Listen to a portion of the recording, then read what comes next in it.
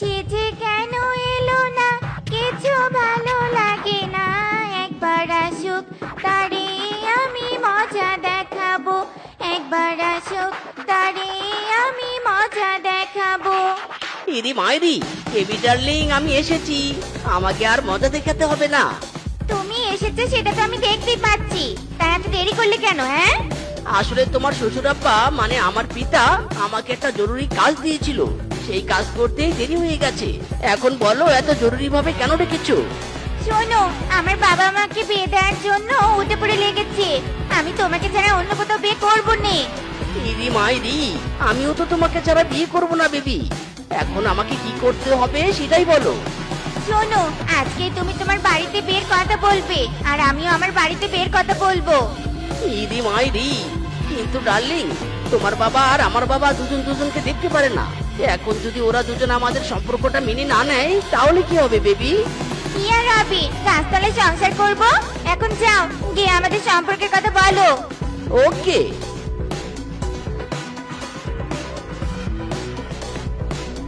বাবা, আমি শেফাকে ভালোবাসি, ওকে বিয়ে করতে চাই। বাবা, তুমি আমাদের বিয়ের ব্যবস্থা করো।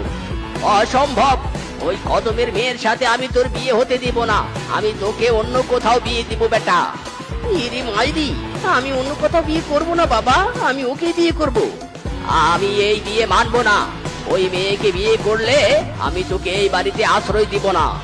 ইরি মাইরি, এই বাড়িতে আমার আশ্রয় লাগবে না বাবা। আমি সেবাকে বিয়ে করে গাছতলায় থাকবো। তোর মতো ছেলের আমার দরকার নেই। তুই এক্ষুনি আমার বাড়ি থেকে বেরিয়ে যা। ইরি মাইরি, বেশ, তাই যাচ্ছি।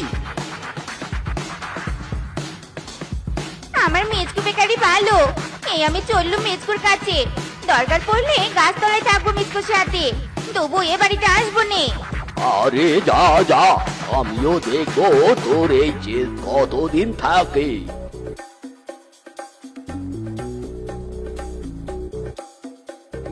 বিয়ে তো হয়ে গেল, আমাদের দুজনের বাড়ি থেকে মেনে নেয়নি। এখন তবে আমরা কোথায় যাবো গো? হ্যাঁ, পেয়েছি, চলো তোমার বন্ধুর বাড়িতে যাই।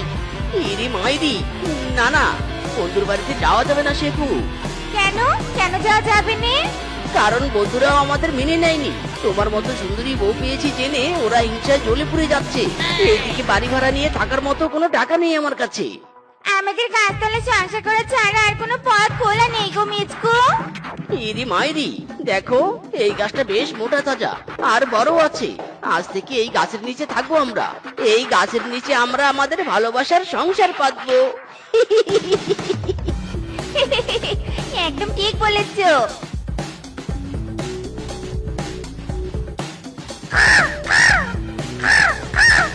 ওগো স্বামী, ওই দেখো আমাদের গাছের নিচে একটা শিয়াল আর শিয়ালিনী সংসার পেতেছে। ওরা আজ নিচে সংসার পেতেছে, দুদিন পর উপরে উঠে আসবে আর আমাদেরকে এই গাছ থেকে তাড়িয়ে দিবে। এর চেয়ে ভালো চলো সময় থাকতেই আমরাই ওদের তাড়িয়ে দিই। ঠিক বলেছো গিন্নি, ঠিক বলেছো। চলো ওদের উপর আক্রমণ করি। আক্রমণ! इरी मायरी, ये क्या होता है? हमारा तो ऊपर दिया है। ও মাই গড, এই বজ্জাত কাকের দলে আমরা কি করেছি তোদের? ভাগ এখান থেকে, যা, হুস হুস, যা যা। আমরা ভাগবো না রে, তোরা ভাগ এখান থেকে। ওগো, আমার মাথার খুলে গেল গো গেল। এরা আমাদের এখানে থাকতে দিবে না। চলো চলো কেটে পড়ি। ইরি মাইরি, চলো।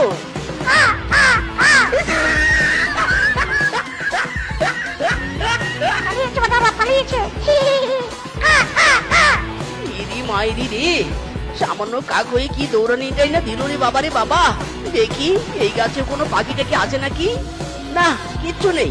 বউ, তাহলে আমরা এখানেই থাকবো। আচ্ছা ঠিক আছে গো।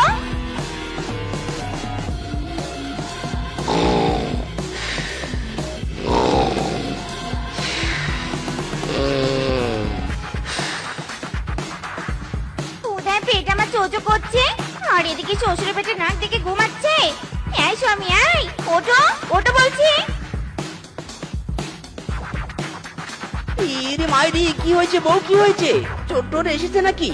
তোমার এই গাছতলার সংসারে কোন চোর চুরি করতে আসবে শুনি? আরে তাই তো, তাই তো। তাহলে তুমি আমাকে ডাকলে কেন? আমার বড় কুদা পেয়েছে, কুদার চালায় পেটে ইঁদুর দৌড়াচ্ছে। ইদি মাইদি, বলো কি ইঁদুর দৌড়াচ্ছে? তাহলে আমি ইঁদুর মারা বিষ এনে দেই, সেই ওদের মেরে ফেলো। আরে আদারা, আমার কুদা লেগেছে, আমার জন্য খাবার নিয়ে এসো, যাও। ইদি মাইদি, কিন্তু খাবার আমি কোথায় পাবো? আমার কাছে তো টাকা নেই। যেখান থেকে পাও খাবার নিয়ে এসো, নয়তো কিন্তু খুব খারাপ হয়ে যাবে। যাও বলছি, যাও।